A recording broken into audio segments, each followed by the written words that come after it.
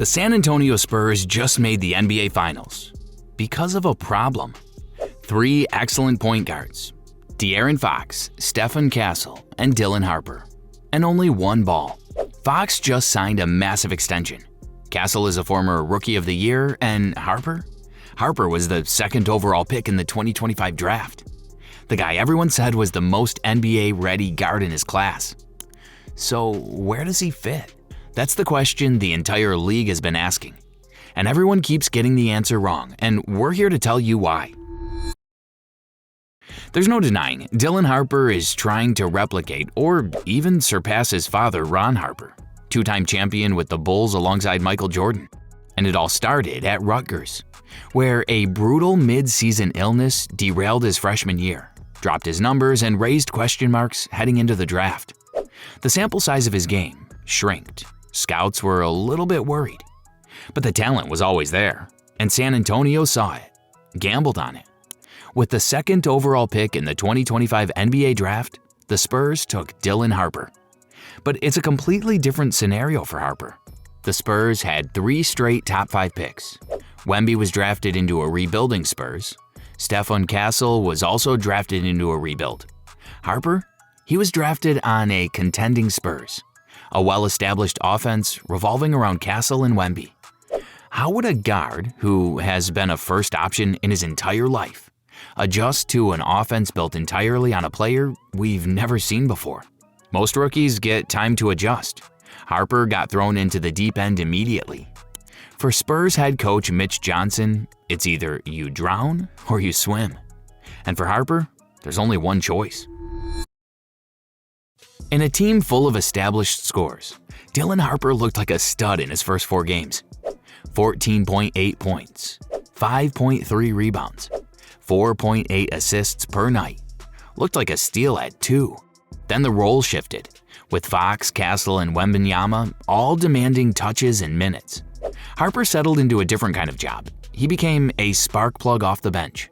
Out of Fox, a former All-Star, Castle, proven future star, and a young Harper who's trying to prove himself, there's an obvious choice here on who's going to sacrifice. Only 4 starts all season, just 22.6 minutes per night. For a rookie trying to get his rhythm and understand the patented Spurs ball movement, 22 minutes is not nearly enough to have the confidence to facilitate and score. But Harper wasn't just any rookie. He squeezed out every minute possible, maximizing every second. Best assist-to-turnover ratio of any rookie in the league. Composure against playoff-caliber guards that veterans twice his age don't always show. The league is starting to pay attention. But most people and the media are still asking the wrong question about Dylan Harper. He was actually criticized for his play of not doing enough. But little did they know, him doing less is benefiting the Spurs a lot more. He's not your typical rookie, and you're going to find out just why. When it comes to bench players, NBA history has been looking for what they call spark plugs, microwaves, the ones who never get cold, who can remove the warmer jackets and score buckets right off the bat. Talk about Jamal Crawford, Vernon Maxwell, Lou Williams. But Dylan Harper's different. He's the ultimate Robin of an entire team full of Batmans, off the bench. Talk about Jamal Murray to Jokic, Tyrese Maxey to Embiid, but off the bench. An instant modern spark plug, a modern playmaker and scorer at the same time. He's not a scoring guard who happens to pass. He's not a pace setter who pushes in transition and gets out of the way. He's something newer, something the league is only just starting to build around. A modern connector. And with a team that has a player like Wembanyama, a player we have never seen before, we need a spark plug, who we also have never seen before. Wembanyama isn't a normal center. This isn't even a normal superstar. Wembanyama changes the geometry of the entire floor. His length disrupts passing lanes just by standing in the paint. His shooting range forces centers to abandon their drop coverage. Every defense in the league is already scrambling to build a scheme that can contain him. And Harper's job, his actual specific unique job, is to make that containment impossible. San Antonio ran double pick and rolls in the playoffs specifically to exploit this. Harper drives, the defense collapses on Wemby's roll, and someone is always open somewhere. If they hedge on Harper, the pass goes to Wemby. If they switch, Harper turns the corner and finishes at the rim before the help arrives. His ability to change speeds is what makes it work. It's not raw pace, it's the quick burst, just enough to get you off balance, that creates the angle. And once he finds the angle, he initiates contact and finishes. Deceptively physical for a 20-year-old. His teammate Devin Vassell said it best. The way he's able to get the paint and finish. I haven't seen it like that before. To think he's just a rookie and he's going to keep growing. The league is in trouble for a very long time. Harper's game is about reading the defense, finding the crack, and delivering the right play before the coverage rotates. It's a completely different skill set, and it might be more valuable. And here's what nobody wants to say yet. Because he's a rookie coming off the bench on 22 minutes a night. This was Harper's floor, his most restricted, most limited, most constrained version. He still made the all-rookie first team. He still competed in the Western Conference Finals at 20 years old. And now he's headed to the NBA Finals in New York against the Knicks. The rotation that everyone called a problem? It was San Antonio's greatest weapon all along. Let's not complicate this even further. Dylan Harper's an all-star caliber player. The ceiling would become one of the cornerstones of this inevitable Spurs dynasty. But is it enough to entrust him in the reins? Start with efficiency. In just 22.6 minutes per night, barely over half a starter's workload, he posted a 57.4% true shooting percentage. That's elite. That's not a role player number. That's a number that tells you every shot he's taking is the right shot, at the right time, in the right situation. His 2.76 assist to turnover ratio was the best of any rookie in the entire league. Not second, not third, the best. For context, most all-star guards in the league operate somewhere between 2.5 and 3.5. Harper, as a 20-year-old rookie coming off the bench in limited minutes, is already in that range. And then there's the defense. His 0.8 steals per game in 22 minutes projects to well over 1 steal per 36 minutes. The threshold that separates good defenders from genuinely disruptive ones. Against SGA and Jalen Williams in the Western Conference Finals, he competed hard, fought through screens, and made their offensive possessions measurably more difficult. At 20 years old. And that's the ones who don't reflect on the stat sheet.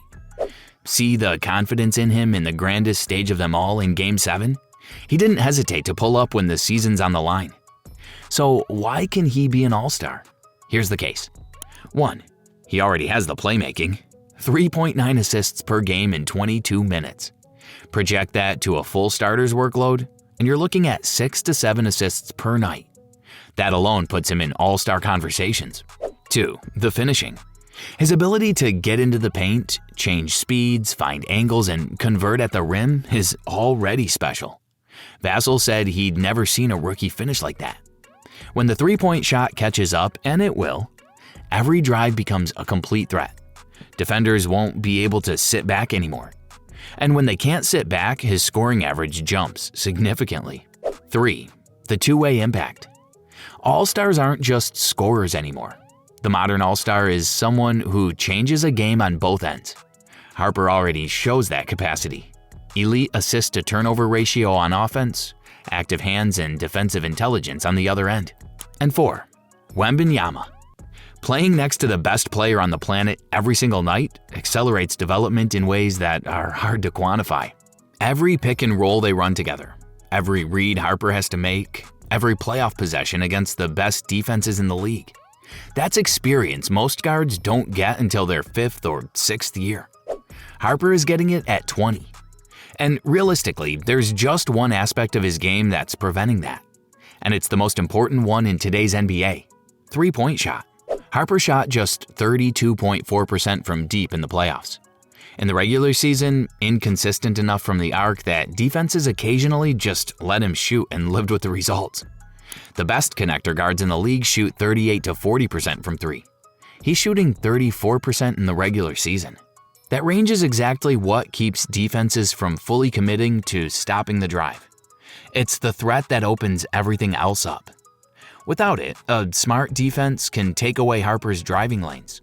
drop back into the paint, and dare him to beat them from outside. He needs that shot, and right now, he doesn't have it consistently. Then there's the role problem. Right now, San Antonio has Fox, Castle, and Harper all competing for the same ball in the same half-court sets. Fox signed a massive extension. Castle is a former Rookie of the Year.